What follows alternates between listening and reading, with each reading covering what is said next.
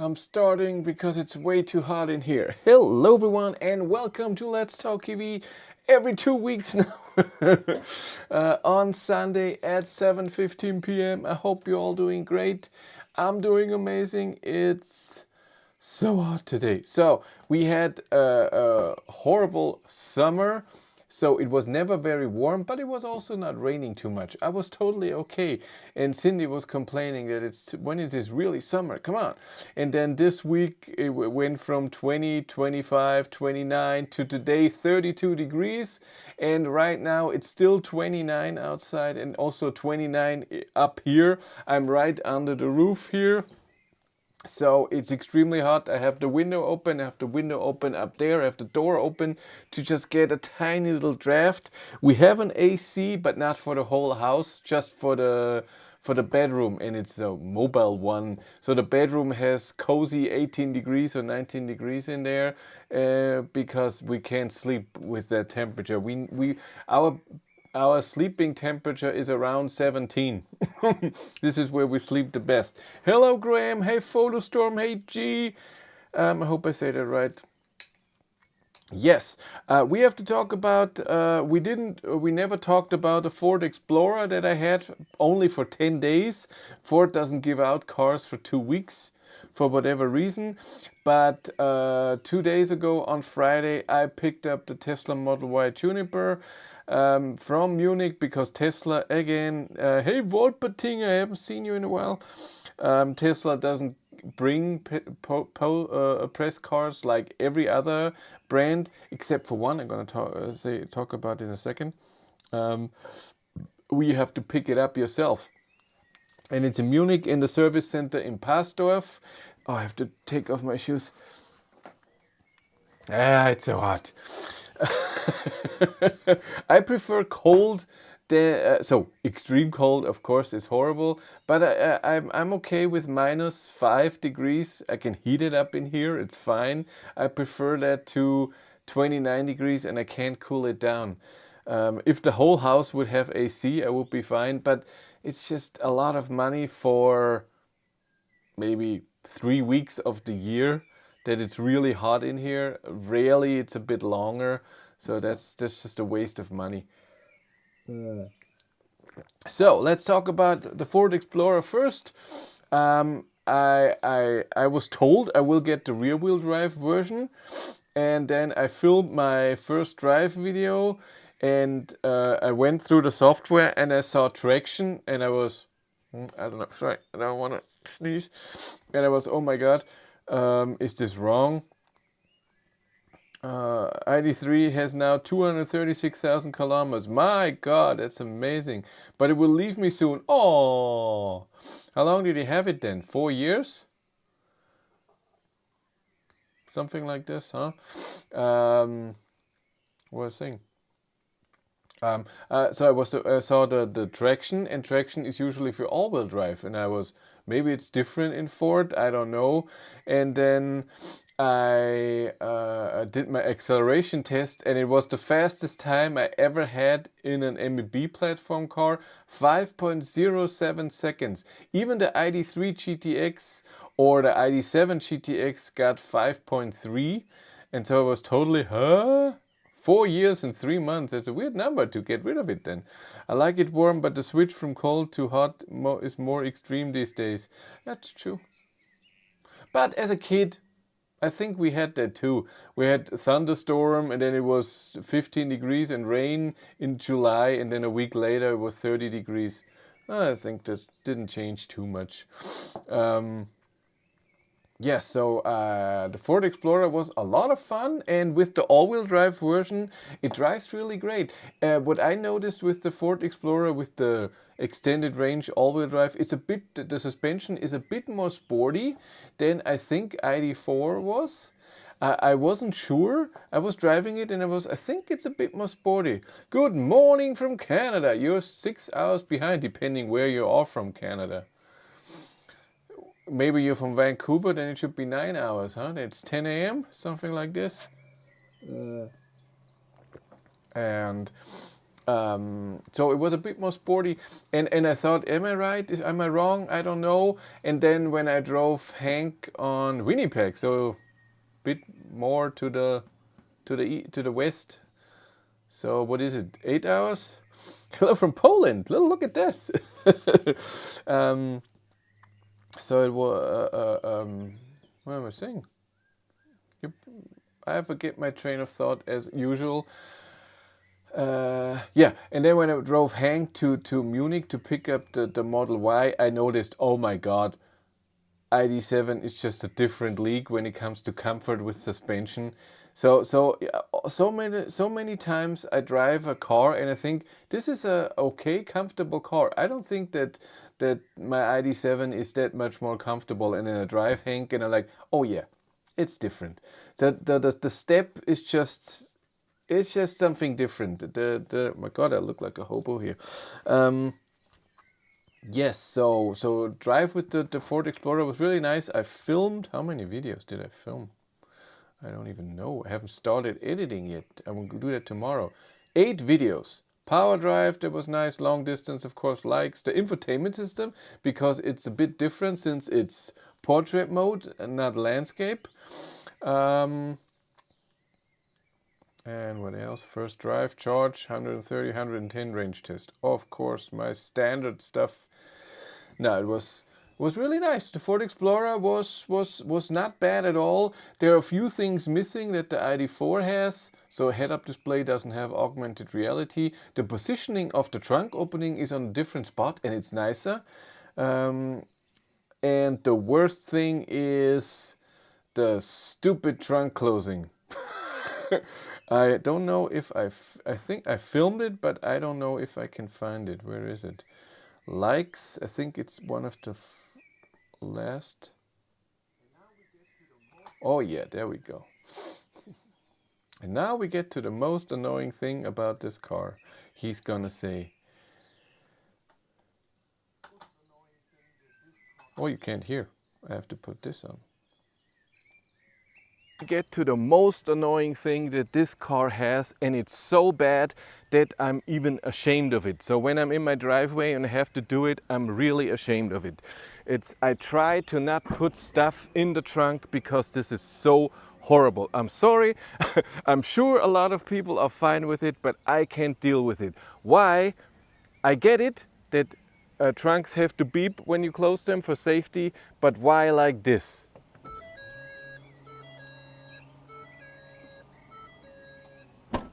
This is horrible. And when you have to go to the trunk, I don't know if you could hear, it's not so loud on the microphone. In reality, it's so loud. And it does it almost four times. It's the standard 4-beat. It's horrible. They should get rid of this. This is, I cannot close a trunk and have this. I really was ashamed when I was in my driveway and I had to get something out of the trunk. I was like, no, somebody will hear it. It's the same as the, sorry, the stupid Tesla reverse sound. I hate that, and I hear that, and I'm already. Can you come up with a normal sound and not It looks like this and it sounds like this. Oh God, the Ford chime. It does my head in. Ford Ranger. If you leave key and get out in the car and leave driver door open, it will do that until you shut the door. Oh God, I will kill myself. No, this is horrible. It was. I really put stuff on purpose on the rear seat and not in the trunk, so I never have to close this trunk. Horrible. I think if I would own that car, I would try to find that speaker, if I would buy it, and detach it. Because no, this can't be happening. Yeah, but otherwise, Ford was really nice. Long distance trip was nice. I did it in a reasonable time. Wasn't it raining like crazy on that day? No, yes, doch, yeah. It was raining like crazy because they had to do the range test on Monday when there was a holiday in Germany, and Sunday I did the long range test. So in 2 days in a row, I drove for 6-7 hours. That was a lot. Maybe you can order it without the automatic trunk door. That's true, but then I'm pretty sure that Ford doesn't have a lot of packages. They have 3, which is pretty cool. standard. I don't know what the names were, but not a lot. So, and I think that there's a lot integrated in the better ones than head-up display and everything. What you need, head-up display is just nice. No, but it was a lot of fun. And it got picked up on Thursday. The guy came late who picked it up at 5 o'clock or something because the poor guy missed 2 of his trains. Oh my God. And then Tesla on Friday. So how it works with Tesla is really a lot of fun and interesting. So I have my person that I talk to. Hey, can I get a car? And then he tells me, yes, you can. When is the time that you have? Or just play loud death metal while the trunk closes. What's going on? Hey, Rudy. Who is here? Nobody can see you. You're too short. I show you. Oh, come here, my baby. Oh, man. I have to see you. There's my Rudy. Yes. Yeah, he's so cute. That's my Rudy. She's a little girl. And she's hot. What was I saying? Senior short about the A6 charge port had the same thinking when I test drove it half a year ago. Yeah, it's so slow, and the Q6, by the way, has the same charge port door. It's the same thing. It's so cute. Oh, yes, there you go. Yeah. Go jump. Go jump. Yeah, so how it works with Tesla is you're in contact and they tell you when you can get the car and then, get an appointment and everything. And then a week before they tell you what time and you have to sign a contract that you get it for a week. And then when you will pick it up, when will you go back and who's your person that you have to talk to when you're there. And then the day before, he gives you the email address and password for the Tesla account, and then you're automatically connected to the car. So you don't do that, they do that. And then I'm here in the car, which is pretty cool. Someone wants to send me a message. Why? And who are you? And they have upgraded the Bluetooth key, so the key to get into the car, way better. The app is the same. It always was great and worked really well. But back in the day, it was so a few years ago when I wanted to get into the car. The app had to be open. It's still here as well. But what's cool is now with Android, and I'm sure Apple has the same, when I have Bluetooth enabled and I am connected to the car and I'm close to the car, in the standard thing, when I just go down and it says Tesla, it says automatically lock, unlock, open boot or trunk. Automatically, which is so cool and so fast. You don't have to go to the app and do anything. It's really nice, and you don't have to have a widget for it and something. That's cool. So I could already see that they the day before the car where it is, that they're charging it. There was an update available that I did while it was when it was done charging. I did the update. Took 55 minutes. I could see it in the app that it's updating. That it's a 10%, 20%, and so on when it was done. So cool. Tesla is great when it comes to software and stuff like this. Not everything, and not everything is thought of in a very smart way. We'll make a video about that. What is cool, what is not cool. The same with autopilot. I'm gonna make a video because I was hoping they will update the autopilot and it's better. Is someone here who drives the Tesla, a newer Tesla, and doesn't have full self-driving? Because this car, I don't get it. So this is a press car for press people like me. And this car doesn't have the full autopilot that you can have in Germany. I don't get why. It's a software thing. So if I get a car that's not fully equipped from a different brand, I understand it because they build this car, they build this car. But all cars are built the same way. They have the same hardware. They just have to say you have now full autopilot support. And this car I don't think has it, because I will tell you in a second what I have noticed with the autopilot. So I picked it up on Friday. I drove with Hank to Munich, 170 kilometers or so. I only used 38% of the battery, drove 130. I was so, because I thought I don't want to charge when I go home. Let's see if I can arrive with 55% or so, but I arrived with 62. That's so cool. So getting home without having to charge, no problem at all, unless it would be freezing or so, which I doubt. Maybe they're embarrassed about. I doubt it. They have to show off the summon function and everything, because summon is not in the app, and Matthias, who has a Tesla Model Y, told me if it doesn't have that, if it doesn't have the summon function in the app, that already means it doesn't have the full thing. I don't know if it has the, what is it, advanced one, but I noticed some things that I don't think it even has that. Doesn't matter. It's fine. So I drove it home, and not a lot of things has changed. So the update, the car looks, I have to say, a lot of cars look better in reality than on pictures. Some don't.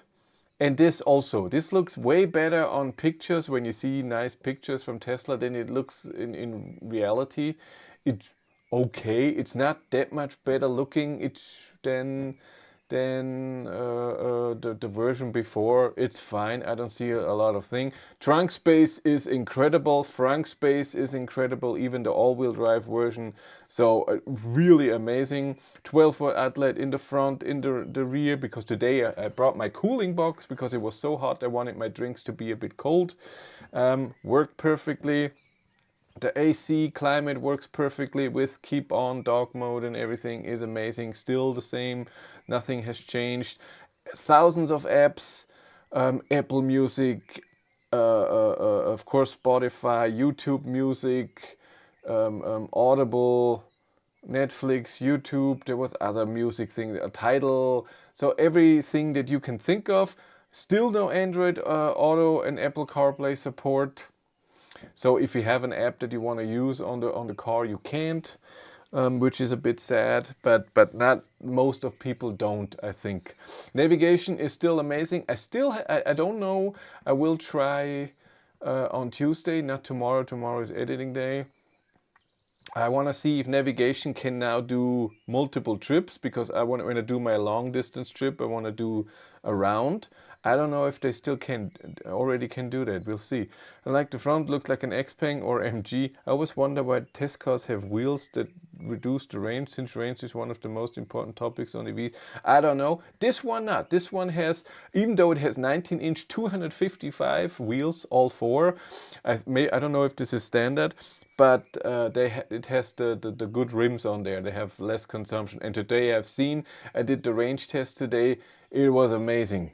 So range in an SUV that's all-wheel drive, what I've seen today was incredible. They know what they're doing when it comes to this. And I mean range, it doesn't matter what consumption it says. I really got a lot of range out of this car, even though again it's an SUV, has a lot of space in the trunk, in the front, on the rear seats, and it's all-wheel drive and has over 400 horsepower, and the acceleration is good. So wow. Where was I? Charging, on the other hand, was not amazing, not at all. I charged a few times already. Yeah, so only maybe 230, 40% maybe. It's okay. It's under 100 kilowatt at 45% or 50%, something like this. Not amazing. And 10 to 80% took today. What was it? 33 minutes? More? What was it? Where are we? 33 minutes and 14 seconds. 58 kilowatt hours. Yeah, did you see that Tesla superchargers now show the charging rate? Now, come on. You can't barely see it. Charging rate, the time, how many kilowatt hours charged, and all of this. I didn't know that the display does something.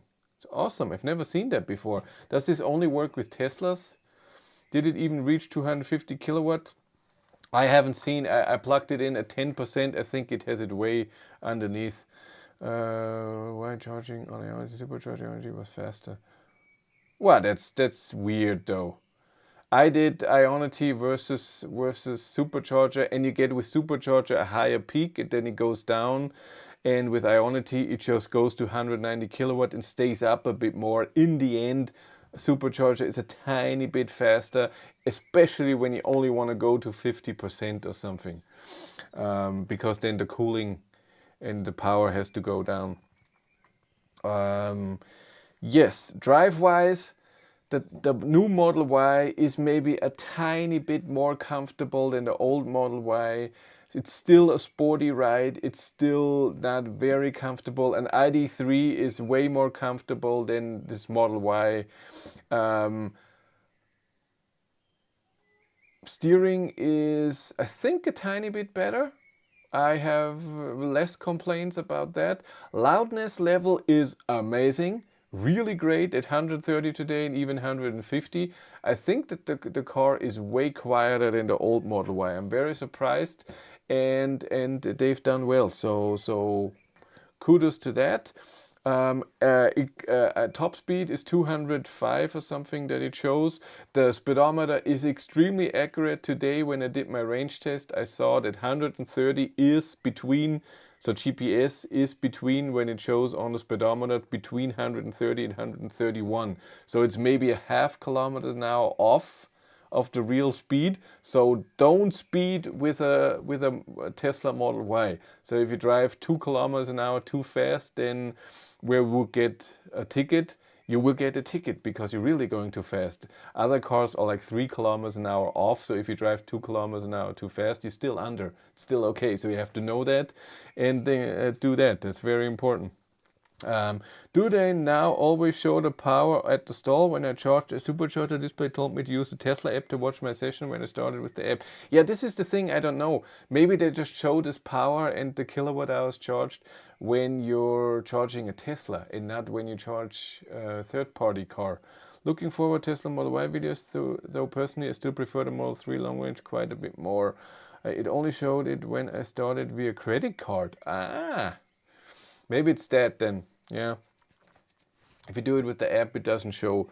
So this, I noticed, top speed 200, like I said, still above 150. It's very unstable. The same way, it's a sporty ride, and you have to hold the steering wheel with both hands.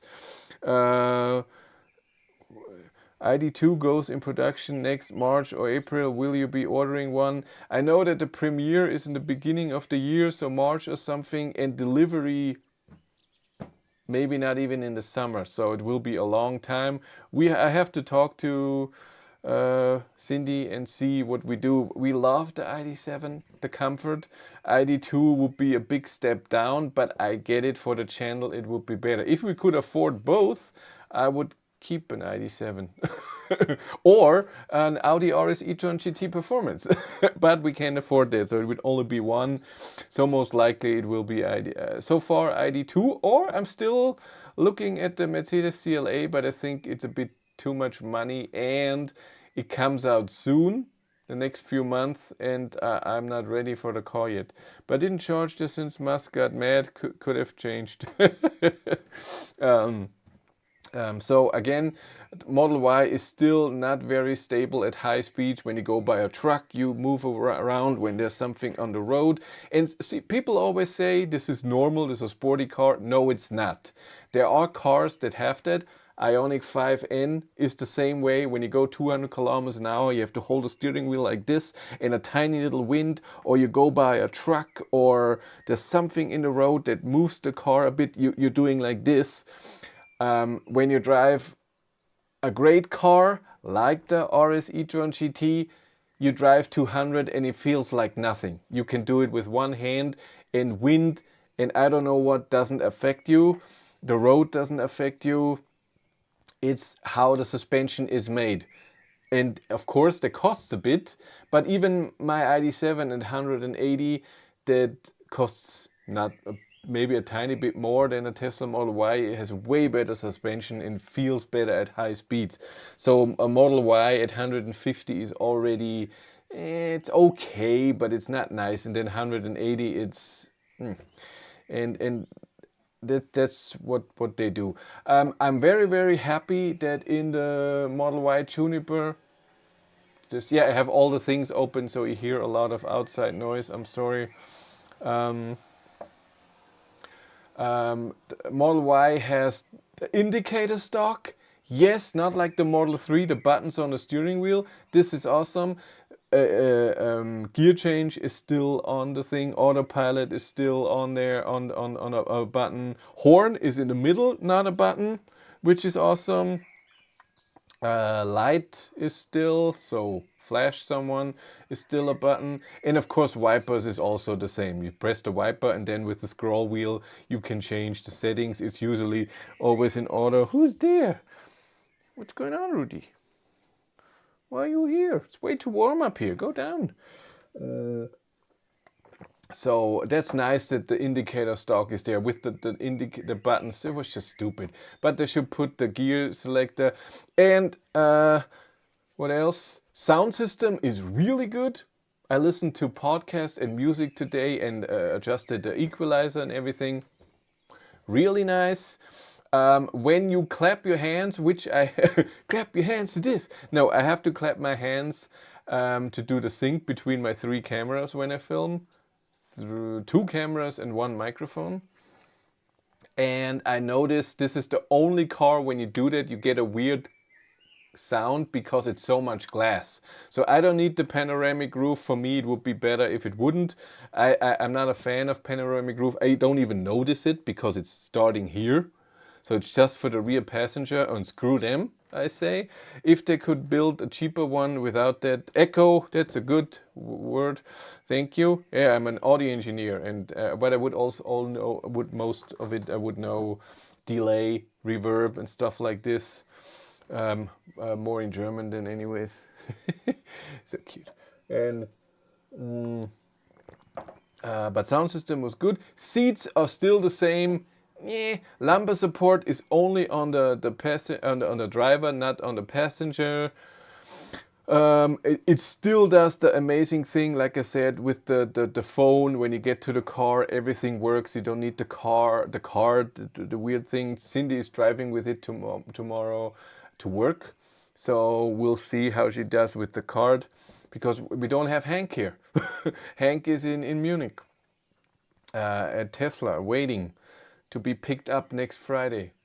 Poor Hank, but I can't wait to drive it home. Oh, I rarely do long distance trips with Hank anymore, and the massage and everything. The seats in the ID7 is just, you can't compare it. Model Y seats, they're not horrible, but you feel they're a bit, will you be invited to Cupra Reval launch? It should be about 4 weeks earlier than ID2. No, Cupra doesn't care about me. No way.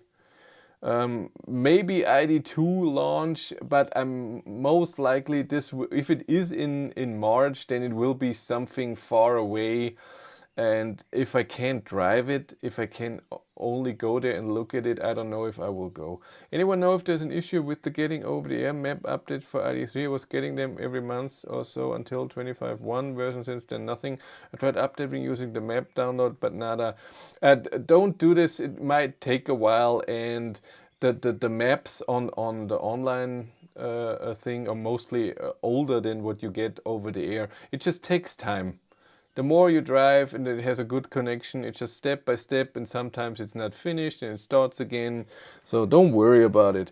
And 25.1 is it's still only 5 months old. I don't know what I have, but I know on the website, I think it's still at 24.11 or so. Last time I checked, I think. What else? I navigated today both times with the navigation system in Tesla, and both times it showed me. One time it was just 2% off, or maybe 1%. No, it was 2% off. It thought I will arrive with 8%, but arrived with 10% at 130, which is okay. And when I drove 110, it was off by 5 or 6%.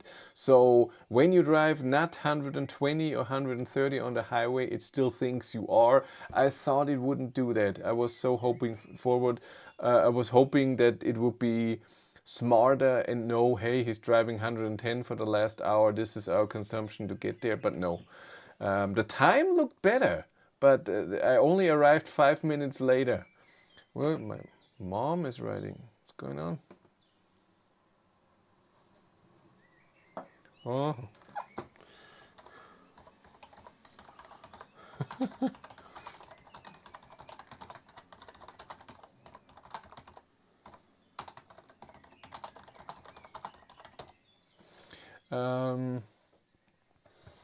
Where was I? So it was okay. Preheating the battery, it did everything, but so shortly. When I drove my 110 kilometers an hour range test today, it only preheated the battery, I think 5 minutes or so away from the charger, and I stopped it because I didn't want to destroy my consumption numbers. But very interesting that it would do that. So don't forget, Uncle XY's birthday is today. Nah. It was last week. Okay, but now let's get to the big thing that's still annoying and not good. It's cruise control and autopilot. I'm sorry. Again, like I said in my video where I compared Tesla to a Volkswagen autopilot or self-driving, let's say it like this. Autopilot is a horrible word. It's just lacking behind in Germany so much, and it's so horrible to use, and I don't get why.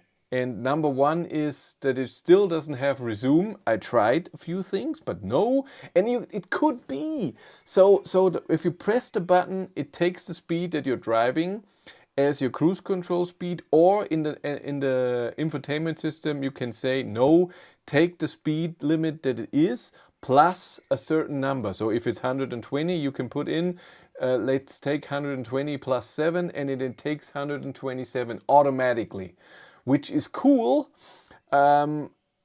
And on a highway, for example, it just takes 130. But if you are like me, or like a lot of people who want to drive 130 something, vision only, right? I think so. If you are like this, or if you just turn off the cruise control and turn it back on, it doesn't remember where it was. There's no resume. And when it's off, for example, why the left and right adjustment of this button is not resume? Why do I need to adjust the distance if it's not active? I don't get this. Maybe left could be resume. It's just a thought.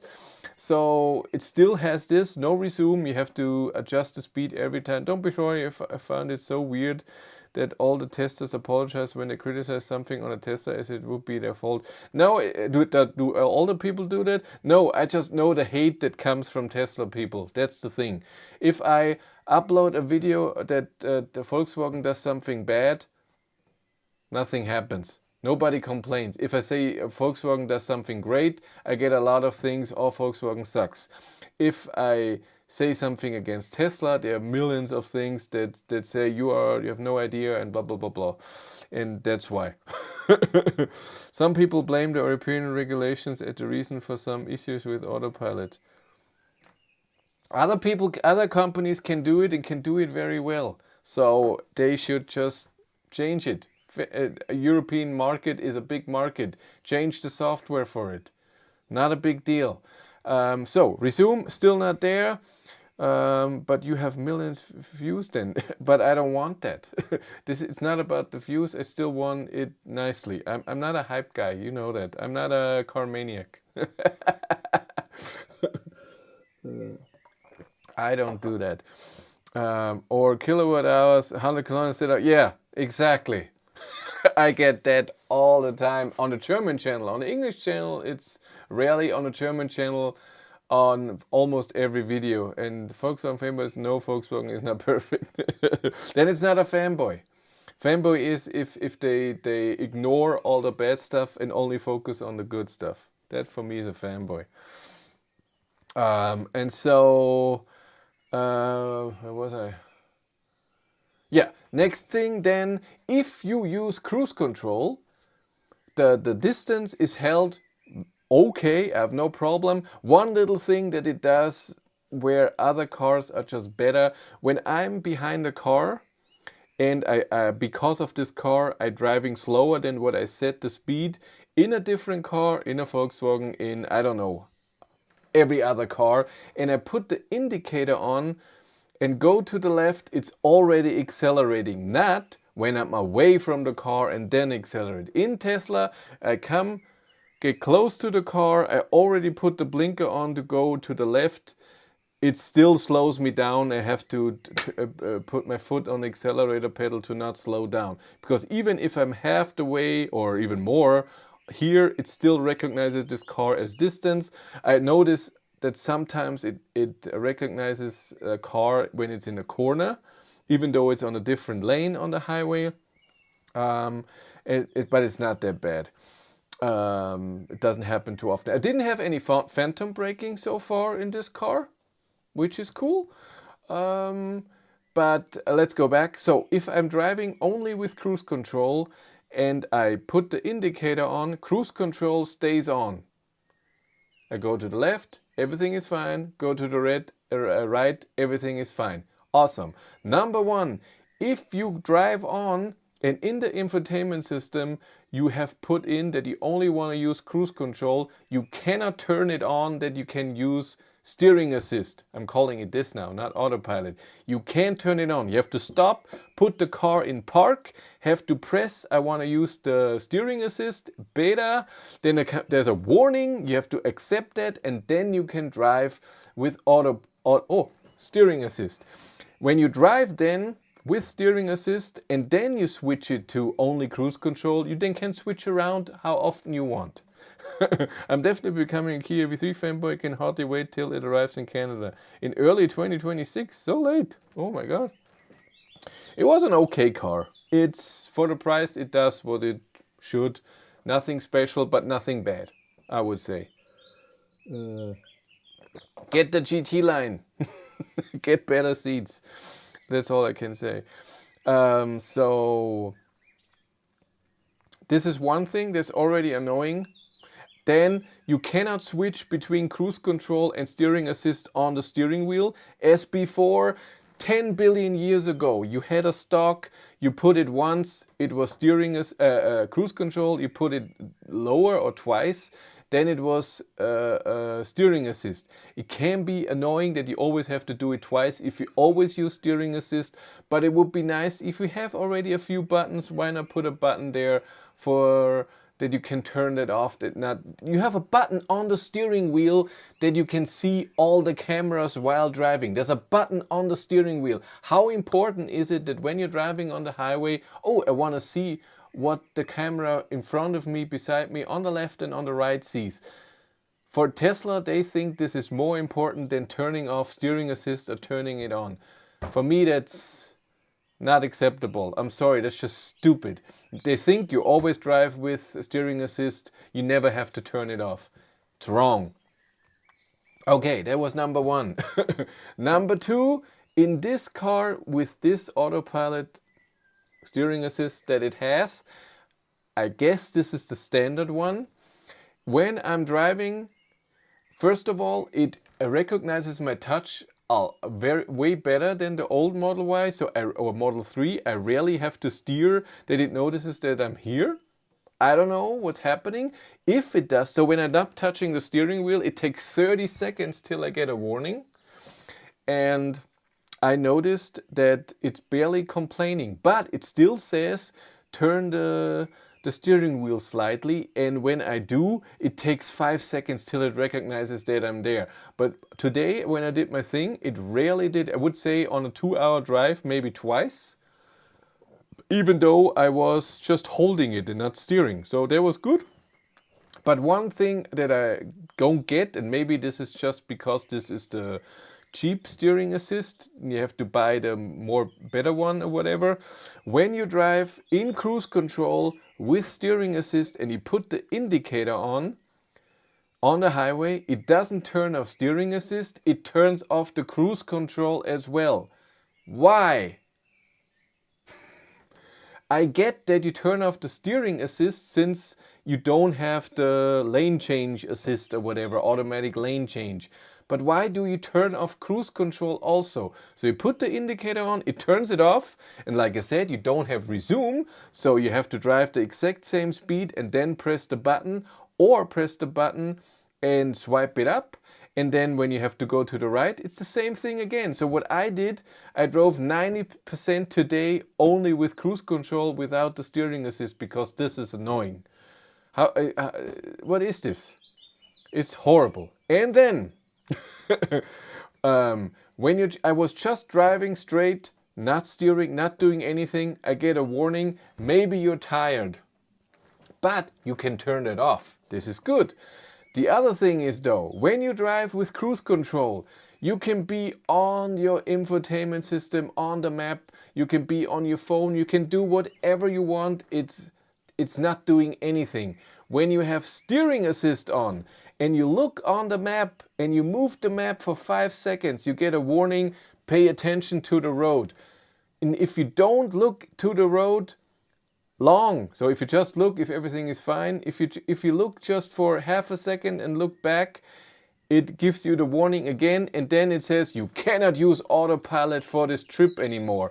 And then afterwards, when you stop and you have to go into park, that you can use autopilot, steering assist again, then you get the message, which is new, and Matthias showed me that email that with the new update they got half a year ago or so, where if you do that too often, so that that steering assist tells you can't use it, they will deactivate steering assist for the car forever. What is this? Who's telling me that if I buy something I cannot use it, and it tells me for this drive you can't use it anymore? What is this? Are we... It was so annoying, and that's why 90% today I drove without steering assist, because it's still horrible and it's managed horrible. The steering itself is fine, it's just how they manage it. So I didn't have to pass and I was just driving straight, steering assist today was fine. But the second I had to pass and it turned off cruise control as well, I was like, ugh. Sounds like EU regulation. No, that's not EU regulation. I have driven millions of cars with steering assist. None of them take away your ability to drive with steering assist just because you didn't pay attention. That's just Tesla, and turning it off is also Tesla. That the cruise control turns off when you set the indicator on is also Tesla. No. Elon regulations, exactly. Yes, I sprayed the water everywhere. Yeah. Okay, so I did my range test today, like I said, and it was amazing. I think the first test, what was it? We have to look. With 130, where did I go? I think Altdorf? Did I go Altdorf? 309 kilometers? Well, let's look at the video. I don't remember. It's the buy 3.5k autopilot regulation. Then yeah, that makes sense. You better pay 3,500 euros so you get the good stuff, because this is crap. But I'm sorry, even for standards, I get that it turns off if I put the indicator on, the steering assist, but why the cruise control? I don't get this at all. Where are we? 979. What is this? Is this? Oh yeah, we use 10% of something.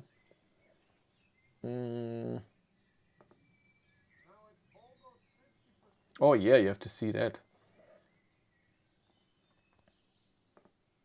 Now at almost 50%, it still tells me 25 minutes to 80%. It's charging with 109 kilowatt. Yeah, that's now not amazing. Now at almost 50%, it still tells me 25 minutes to 80%. Hank takes charging with 109 kilowatt. And it preheated the battery and everything. Where are we? What is this? This should be advertising. So, ich habe die Reichweite berechnet. German, boo. There we Oh, have it. I calculated the range and I get to 386 kilometers. Attacked by a gigantic bug, which is when amazing. I arrived in the afternoon, all 9 superchargers were occupied. Prank a Tesla owning friend or lease a company by getting last warning for autopilot. They say, oh, that would be so mean. But I'm sure they can just reset it. It's their car. So 386 kilometers at 130 at around 19 to 25 degrees. That was a great result. And my at 110 kilometers an hour was then at 32 degrees. So the AC had to work a bit. And I got 504 kilometers or so, which is also pretty good. Again, for an SUV, all-wheel drive, but and 255 tires. Hankook, whatever you say. So range was pretty cool, I have to say. Do I have a video where it turns off the thing? I don't think so. the stupid... Interested in how the range test and charge test was compared to ID.7 Tourer. I'm doubting between the two. So range test, the Tourer has more range at these conditions, but maybe 10 kilometers. So Hank, and it depends big or small battery. The small battery, the big battery has more range. Charging, if you only charge to maybe 35%, Model Y may be the same. Otherwise, ID.7 charges better. ID.7 is way more comfortable.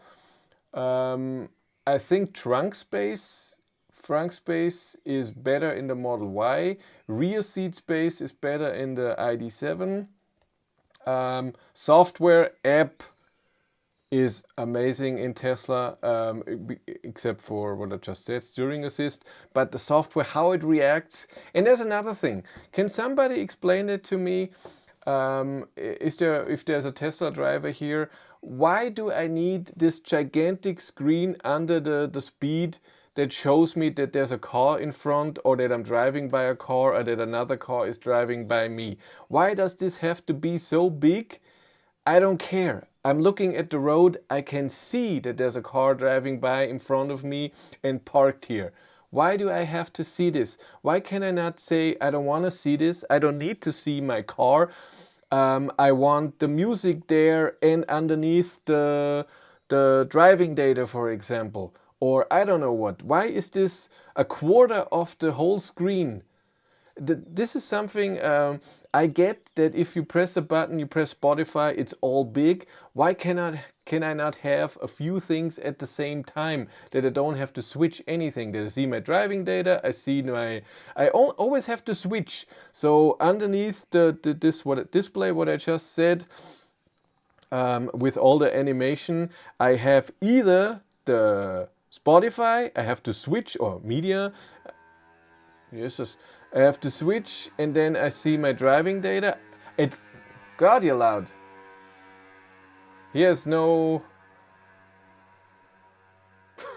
God, that's not legal. And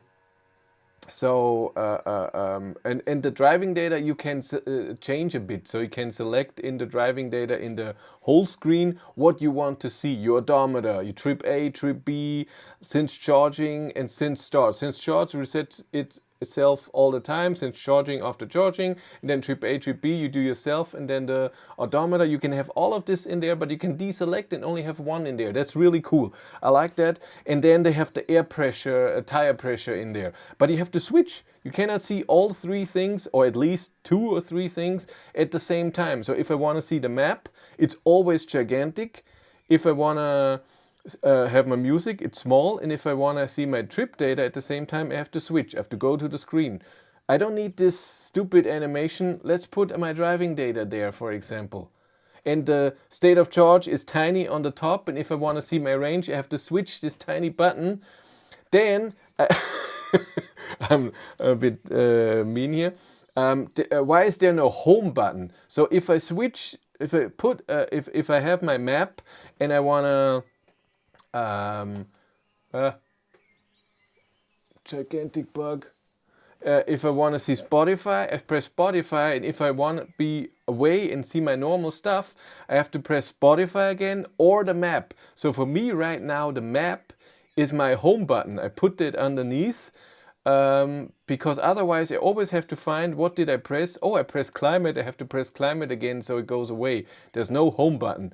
So like I said, I gotta work around if I have the map also as an icon. So I press it and it's always there as your normal thing. And before, anything that was in the screen, I pressed on vehicle and pressed it again so it comes up and goes away. I totally agree, it's annoying that you can select if you want. I don't have Tesla, by the way. It's okay.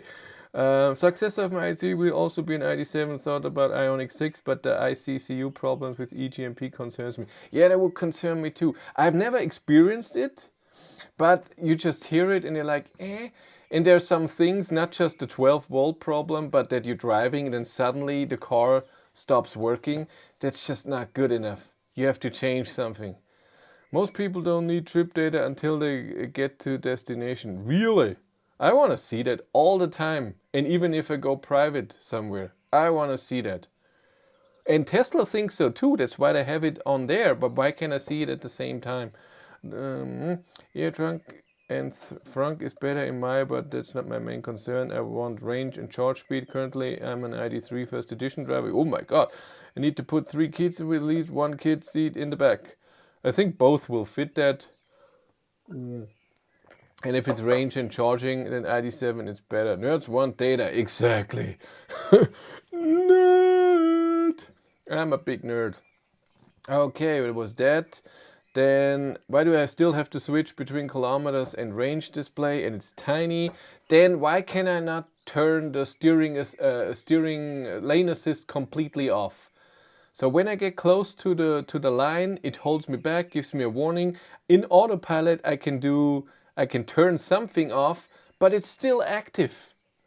I cannot turn it fully off. There's nothing. The same with the attention thing. I cannot turn that off. It's just a few annoying things. It has its great things. It has its annoying things. But it's this is something I see with Tesla a lot. So the Kia EV3 is the perfect example. It did its thing, it didn't do it amazing, but also not bad. It was, yeah, it's okay. Tesla Model Y, great software, weird things.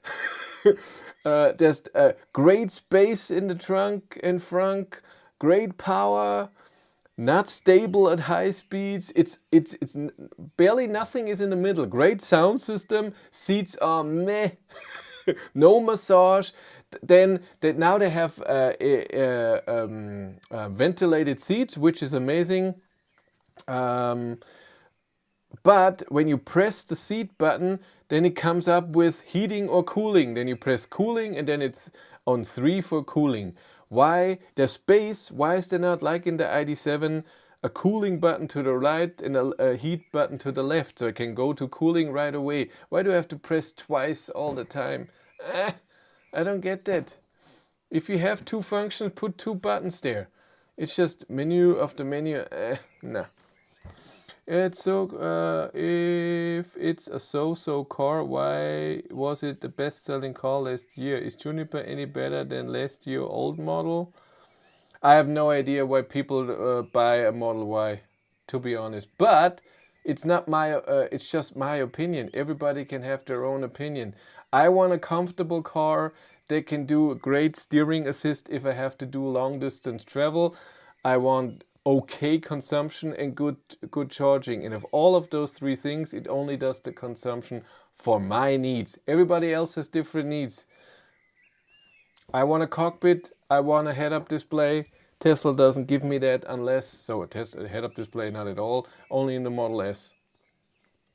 Good choice for price? No, it's just, I don't know, if I drive a Tesla, I'm something special. And I think with Elon right now, this went down and everybody was like, I don't want to be associated with it. It was all not so much about the car. There are, of course, a lot of people who love exactly how the car is. And that's fine, understandable. But I think a lot of people bought the car because they thought it's a Tesla. this is something special. And now, since it has a bit of a negative, what is it? There was a word that I knew once, an English word. A continuation? I don't know. Who cares? Connection, but it's not the word that I meant.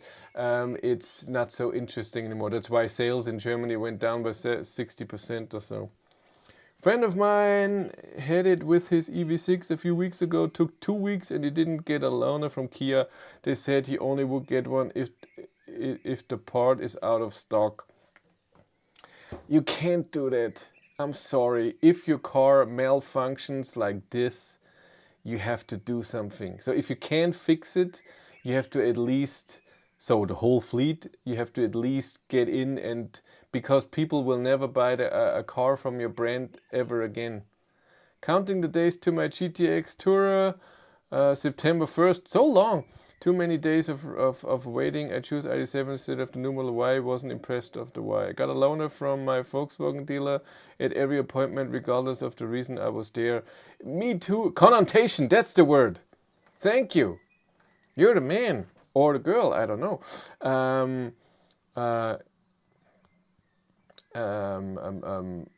In the beginning, I didn't get always a loaner, and I had to pay for it sometimes, but I got it back, and it was even electric. But now that they know me and they know I have a YouTube channel and the connection to Volkswagen, I get an electric car all the time. So sometimes it's good to be a tiny bit connected. I have owned my ID3 almost 5 years. I plan to get a new EV. Is the Volvo EX30 a good replacement for ID3? It depends. You have to test it. I found the EX30 okay. You can feel that it's Chinese built and a bit planned there too. It feels a bit cheaper. If you need space on the rear seats, it's not your car. EX30 has no space on the rear seats. Trunk space is okay. It feels overall way smaller than the ID3. You can get a way more powerful car if you get the Brabus edition. Or it's not Brabus. What is it? EX30 Twin, 428 horsepower. Amazing. Consumption is okay, but not better than the ID3. And charging a new ID3, especially, well, you don't get that big batteries, eh? Now it's similar. It goes to 160, and the EX30 goes to 150 kilowatt. Software in the EX30, when I got the car, it wasn't that amazing, but since then they updated quite a bit. They had a few over-the-air updates, and they have digital key now and stuff like this. So the software has some good things. It has a few weird things. The weirdest thing that I had with the EX30, and I don't know if this is important to you, but in Germany we drive faster than 130 on the highway, and the cruise control with steering assist only goes up to 130. After that you cannot use steering assist. So that's a bit annoying. I don't know if they got rid of that, and if you don't drive 130, then it's fine for you and it doesn't matter. These YouTube adverts in the middle of live streams are annoying. Yeah, but they pay for my living. I'm sorry. If you don't get advertising, I don't earn anything and I won't do videos. It's just like this. This is how it works. You get free entertainment. You don't have to pay anything. You just have to watch a stupid advertising, and YouTube is paying me. They making 80%. I get 20% of the revenue of that advertising. That's why they're a billion dollar company, and I can make a living, and it's amazing. It is amazing that I can do that. I work, I get paid. You don't have to pay anything. How awesome is that? And I try to inform you and entertain you a bit. Just a bit. I'm thinking of getting the new Model Y. FSD is enabled in Europe. FSD looks ahead of everything else. Try it out. I haven't tested it yet. When I even had the Model 3 in, I can't remember when it was, last September, it wasn't that great. And full self-driving, as far as I know, in Germany is not there. Am I wrong? Agreed. I do watch the full advertising only for. You don't have to watch the full thing, but at least till they let you skip it or something. It's a lot. I have YouTube Premium, no ads from me, and Chris has something to eat. YouTube Premium is different. The income of YouTube Premium is less, way less, because it's all about the time. So if I make a video and someone without YouTube Premium watches the advertising and then watches 10 seconds of the video and says this video is not for me, I wait for the next one. That's still okay income. If YouTube Premium person is watching the first seconds, I don't get anything. It's all about time. So if I make a live stream and 1,000 people are watching all YouTube Premium the whole hour, I get paid a lot, but I don't do that. And people don't do that. Oh man, I'm on YouTube Premium. I'm streaming on TV and notebook. YouTube Premium family is worth the money. I have YouTube Premium too. I don't want to see advertising. I pay gladly that I don't have to do this. But for me personally, as the income, YouTube Premium is again only good if people are watching the whole video, and usually they don't. So I have there's a graph on every video. I can see it. It's always 100%, of course, in the beginning, and then a lot of people are saying, I don't want to watch this. This was the wrong video. I clicked. Then it goes down to 50, and then the longer the video goes, the smaller the percentage is. That's just normal. That's with every video, even a video where I say this is amazing. Clips of Model Y Juniper driving over school children mannequins at a stopped US school bus. Big problem in store for Tesla Robotaxi. But I also have seen, what was it, BMW, where they put a little puppet on a bike and put it in front and also didn't stop, or a Volvo or something. So this works. You're right, FSD for Tesla is disabled in Europe. They have some YouTube videos of it driving in Amsterdam as a trial run. Aha, I am in the smaller percent who watch to the end. Yeah, you're a weirdo. And that's fine. There are always videos. I'm the same. No, it's not true. I usually watched also the whole video. Yeah, I'm like this too. That's true. Okay, I'm gonna leave you now because it's still 29 degrees in here, but 25.8 outside, and it's starting to rain. There should be a thunderstorm later. Of course, the first time when it's really hot, thunderstorm. And then I'm gonna go to bed soon into the AC bedroom, which is extremely loud, but I'm gonna put in my noise cancelling headphones. So where are your thoughts about your next car? It's most likely the ID2, but it's not 100%. Maybe something else comes up, but I doubt it. ID2 has a few great advantages for me. Cheaper, less space. I don't need that much space than the ID7 gives me. And a lot of people are interested in new hardware, new software. It will be the first car with Android system and everything. So we'll see. That will be very interesting. For me, negative with the ID2 is then front wheel drive. Not a lot of power, not a big battery, not great charging. Then not a normal battery and stuff like this. So again, maybe it's the thing will be that it's mostly for the channel and not for me personally. ID7 was so for me. How do you rate the Kia EV3 really? Like I said in the video, I would say I would give it a 5 out of 10. It does its thing, but not amazing. If ID3 comes with APP 550, it might be interesting. Yeah, that's true. There will be, I have read an article, there will be a new motor for the not GTX version, a more efficient one, will be coming next year. I will make a video about all the future stuff that Volkswagen is planning, because Electrive Net website made a whole whole thing, and I thought I put it on my news, but it's way too much. I want to put a whole video on it. Android for Auto is quite crappy. Let's hope it gets done fine. I have no Android for Auto. So no, in the Polestar it's fine. In Volvo it's fine. I have no problem with it. Who else has Android? BMW. Something like this. I'm thinking I use BMW iX versus a new Model Y. Currently I have a Model 3 from 2019. What's your opinion? The iX is gigantic against the Model Y. You sit way higher. You have way higher consumption. So maybe 50% more, maybe even more than that. You can get 10 billion things in the iX that are special and good thought out, good software, good app. Good update over the airs from BMW.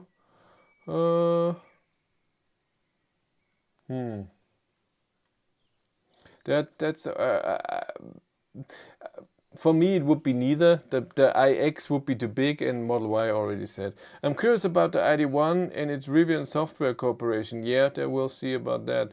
General remark, ID.3 first. I remember when it was a good EV. Now I'm really struggling on long trips. Trip of 850 kilometers in France at 50 cents. It took me 12 hours.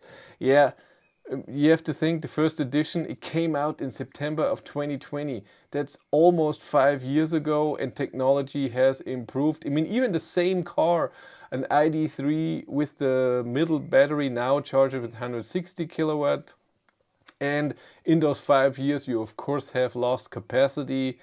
And it hasn't been updated. It still charges with a tiny bit of 130 kilowatt and the rest with 100 kilowatt. Yeah, it's just sadly how it is. It would be good for updates for the 226 ID.3. I'm due to change next summer. So ID.3 is Android, ID.1 is Rivian software. Servus. Thanks, good to know. iX3 2026 claims 800 kilometers range. That's true, but I think this will be a pricey car. So what I have seen from the iX3, what I will want to make a video about that as well. From the Neue Klasse EVs, it will be shown at the Munich Motor Show in September. I will be there. I don't know if I'm going to be at the reveal, but I'm going to be at the show a few times. Volkswagen should have kept its joint venture with Apple. Just saying, they had a joint venture with Apple, really. Soon there's going to be first cars with Apple software. We'll see if it's any better. Yeah. We'll see.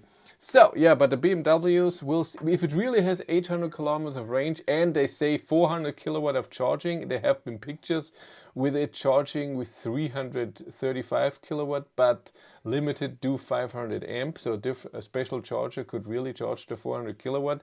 I don't think this will be a cheap car. Really not. I can't believe this is going to be a normal, affordable car. I think it will be in the high price. I think starting price at 60, something like this. Maybe the smaller APP 550 for next year. IDC facelift also gets buttons on steering wheel. Exactly. They can shut up and take my money. Okay, I'm gonna leave you now. I'm cooking here. I'm sweating everywhere. You all take care. I might see you next Sunday, because next Sunday I'm not filming. So I have the Model Y till Friday, and then Saturday, Sunday I don't have a car. And then Monday, the BYD Seal is coming. They wanted to give me a rear-wheel drive version of the Seal, and the Seal is limousine, so like the ID.7, and I wanted to compare it to Hank. But now they emailed me this week that the car I was supposed to get had a full accident and is totally broken, and I will get an all-wheel drive version now. Thanks for the stream. Sleep well in your AC room. I will. You all take care. See ya. What do I do? Here.